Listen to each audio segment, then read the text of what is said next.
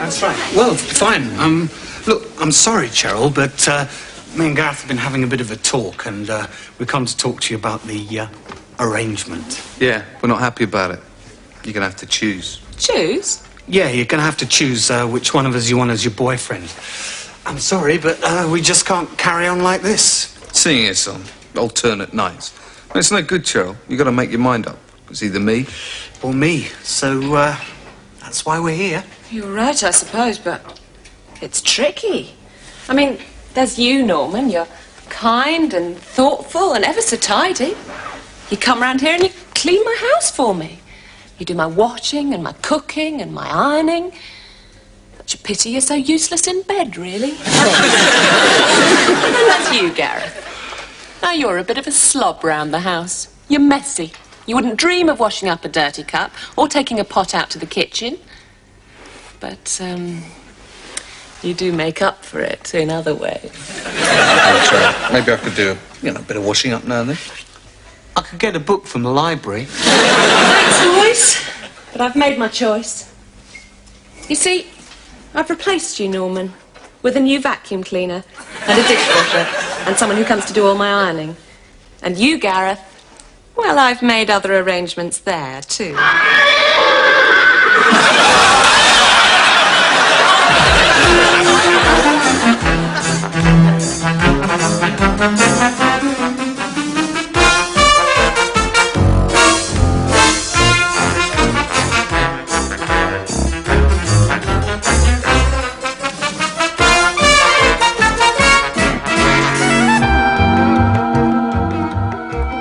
The rise in popularity of the Australian soap opera on British TV has been, to say the least, phenomenal.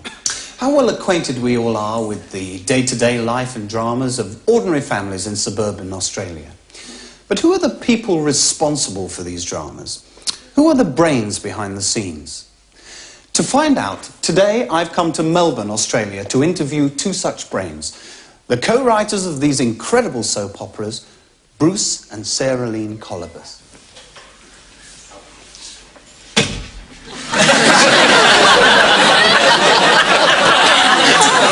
Good morning.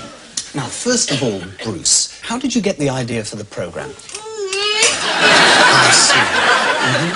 I suppose what fascinates most viewers is the way that you intricately weave the subplot without any way straying from the main theme. Does this require a lot of discipline on your part?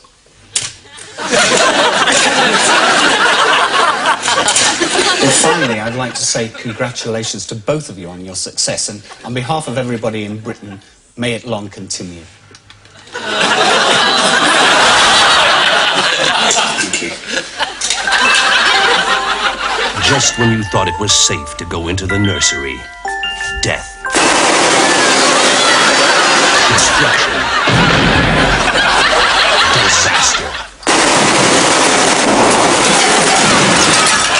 Your milk will curdle when you see baby Arnold Schwarzenegger in The Perambulator.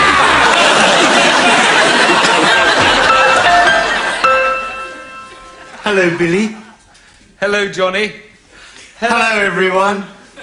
I wonder if you can guess what Billy and I have been doing since we saw you last time. That's right. We've been going through puberty.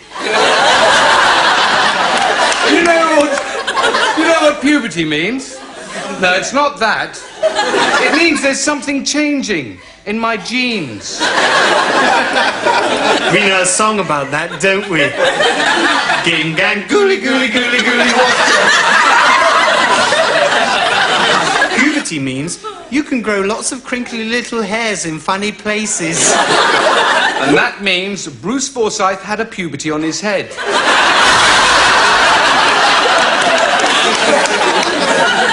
Puberty arrives very, very quickly. That's right. I went to sleep last night and had a puberty, and when I woke up this morning, I had a moustache. That means Billy can become a ladies' javelin champion, doesn't it?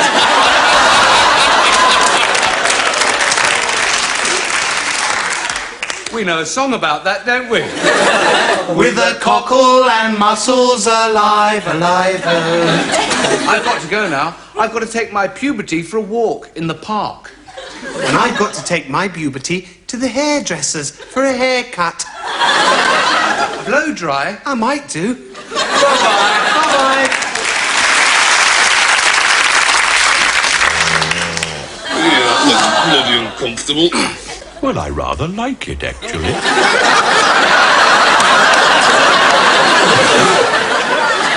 Some of you have been making a cup of tea, and it wasn't even a commercial break. If you do that again, Ronnie is going to come round your house. And rip your nose off your face and push it so far down your throat you'll be able to smell your own feet.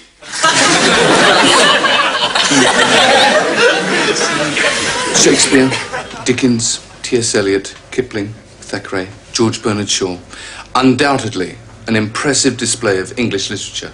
And yet, the disappointing thing for me, none of them have got any tits in them.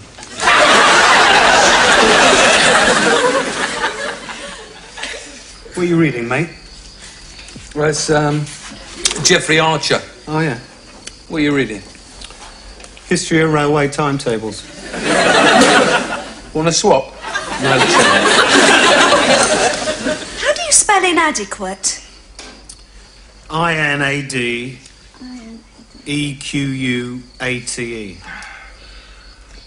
Is lovemaking hyphenated? Don't know. Yeah, it is. It's hyphenated. How many N's in minuscule? What are you writing about? Oh, I'm just writing what we did last night in my diary. Yeah, it's one N in a minuscule. Why don't you just put tiny? Tiny? Oh, yeah, that's a better word for describing it. That's a word for describing what? I can't tell you that. It's private, isn't it? Yeah, well, I'm your boyfriend, aren't I? How do you spell premature?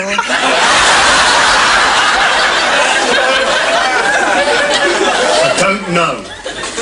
It's P-R-E-M-A-T-U-R-E. Yeah. Right. I'm going for a swim.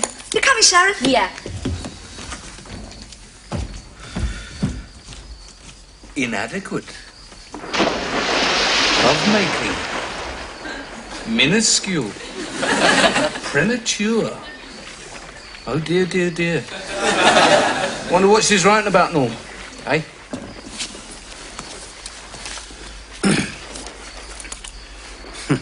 The facilities at the hotel are totally inadequate. The beds had no blankets, so we didn't exactly love making them. We called the manager, who was only 5'2". In fact, he was tiny. And he was balding prematurely. Finally, we went to bed and had another useless shag. God, he's pathetic.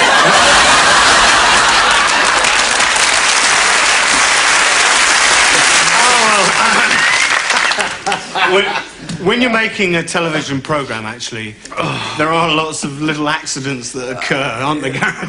Yeah, those sort of unforeseen tragedies that rear their ugly heads from time to time. That's right. In showbiz, we call them outtakes. You probably wouldn't know that, but, honestly, some real spontaneous ones happened in our show, didn't they? Absolutely. So why don't you just join us now and let's watch a few together. Action.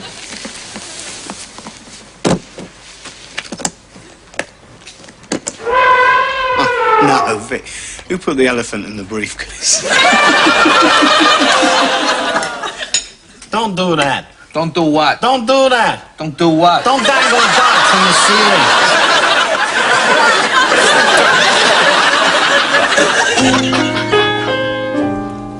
Look at me. I'm as helpless as a kitten up a tree, never knowing my right hand from my left, my hat from my glove. I'm just mistaken.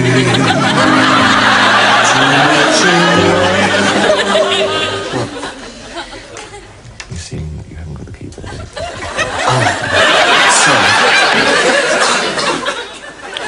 Many people ask me why I moved out to the country. Well, it's not purely because of the pressures of living in a city. Somebody take me dog off my leg. The Filofax. Whose bright idea was this, anyway? What is it? I'll tell you what it is. It's a bit of old leather with a few metal rings on the inside and hundreds of pieces of useless paper, all with little holes printed down the side so they can fit over the metal rings. And this one cost you £50. I mean, £50. What was wrong with that?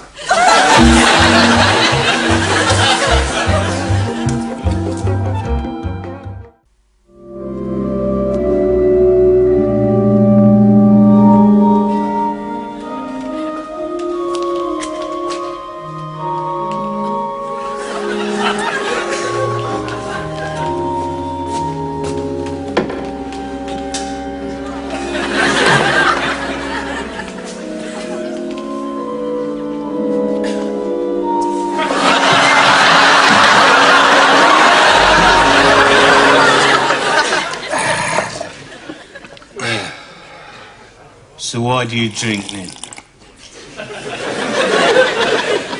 Me? I drink to come out of my shell. You know what it's like when you're in your shell. You want to come out of it.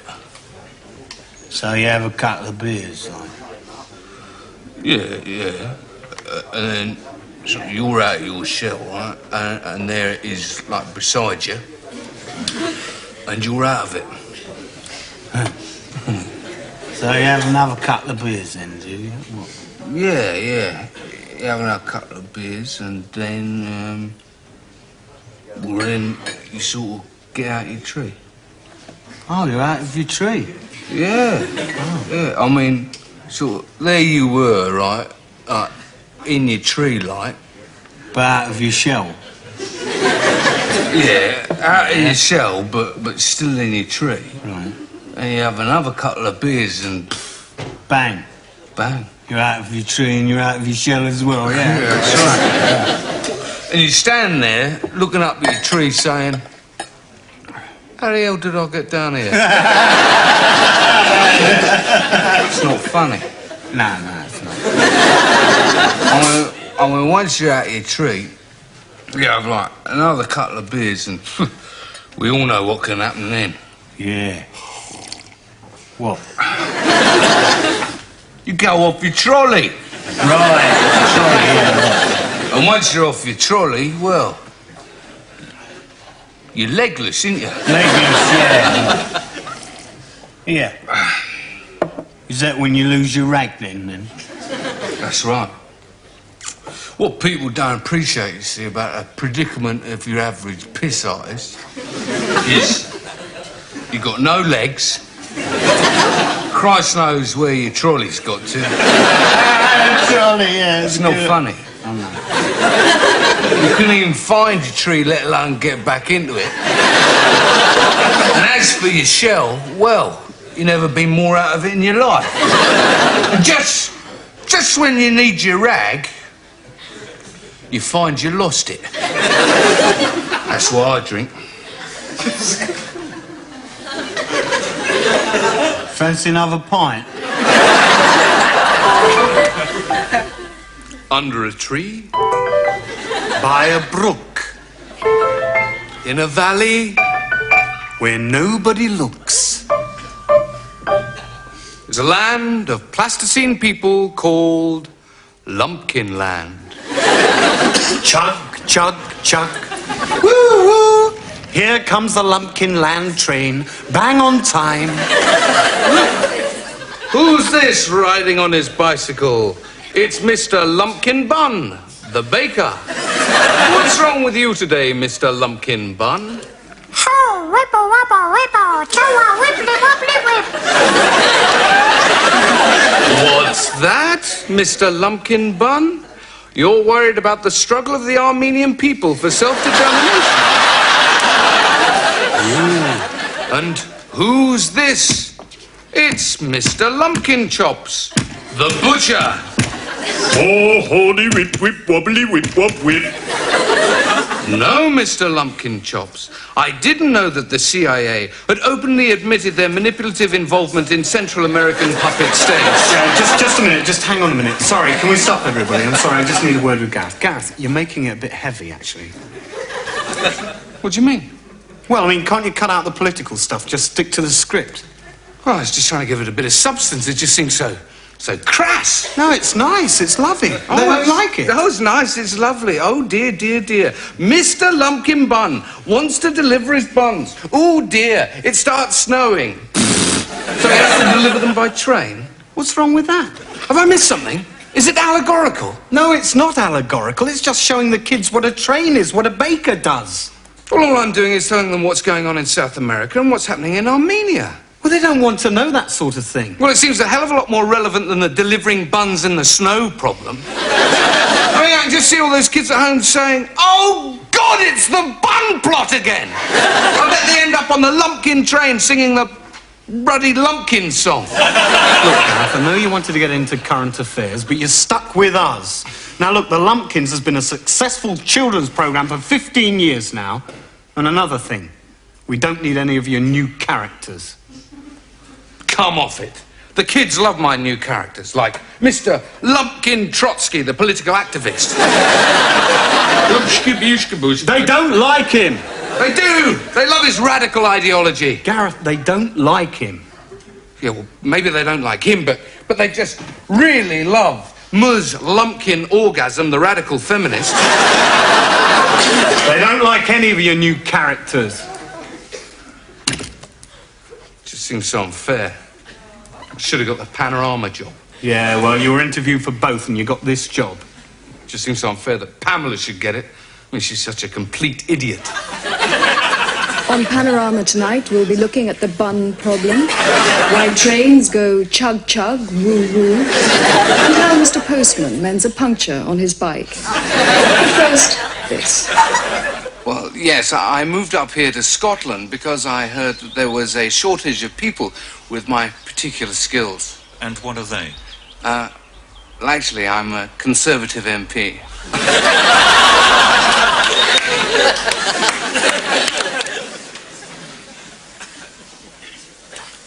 Hello, sir. Hello. 6 more flight golf balls, please. More flights? Yes, certainly. Excuse me. That bloke outside, is that him off the telly? Oh, you mean Brucey? Yeah. Oh, yeah, that's Brucey, all right, yeah. Is it really? Oh, yeah. We get them all in here, you know. Brucey, Jimmy, Des, Ted. Ted? Ted Rogers. Oh, he's a smashing bloke. He comes in here for golf balls. I say to him, Ted, how many do you want? You know what he says to me?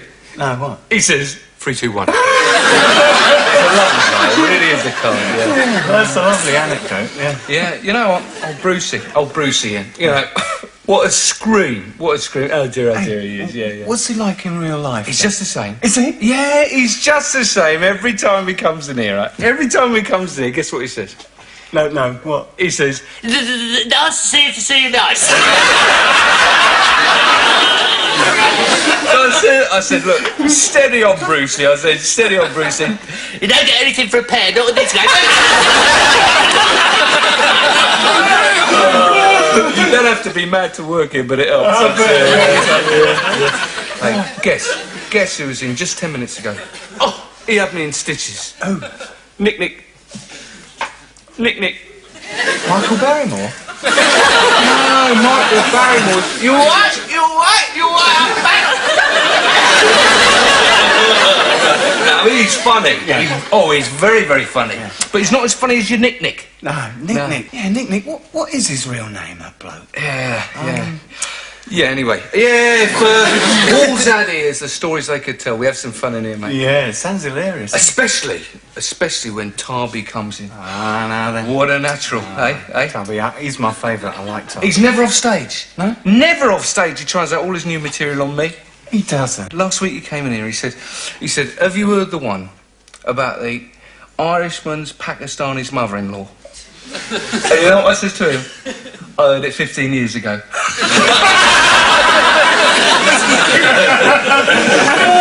Those are the best, though, aren't they? Yeah. Have you got those golf balls, please? Oh, yeah, sorry, yeah. There you go. That's, £50, please. £50 for 6 golf balls? Yeah, but these are the sort that Jimmy, Brucey, Ted and Des use all the time, though. Oh, better take them then, I suppose. Just exactly £50. Well, there you go. Lovely. Thanks very much. Thank you. Hey, and remember, stay out of the black, into the red, you don't get nothing for 2 in the bed. Super. Can't beat a bit of bullshit. So, we come to the end of the series, Ron. Yep. And we've had a great time. Yep. We've really enjoyed ourselves. Yep. You're just agreeing with everything I say. No, I'm not. I've got hiccups. So, to all them people what have watched our show and helped us make it, we got a special little message, but we couldn't find the words, so we had to put it into a song. Yup. And I meant that one. It's the end of the show, and we've got to go. There's only one thing left to do. Not yet, Ron, not yet. At the end of the day, there's only one thing to say.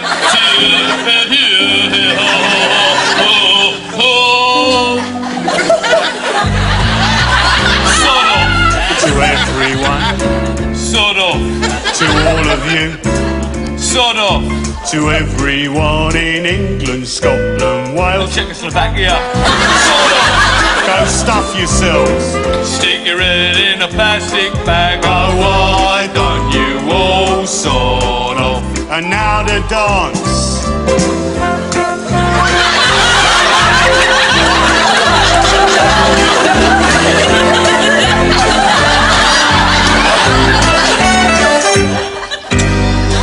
Sod off to all those people who've helped us on the show, to the camera crew. Sort of. I don't know, one of them was all right, the head cameraman. Not so much of the head. I never did like that lighting bloke, though. He never bought me one drink throughout the whole series, so now he's only got one leg. Save a fortune on tap dancing lessons, then, won't it? That's for that director. Ha! He ain't gonna have much fun on honeymoon without it. No. The producer's dead, isn't he? Hang on. 3, 2, 1. He is now. I'm telling you, one last time. Why don't you all? What should we do now, Ron? Go home. Sod off. Same thing.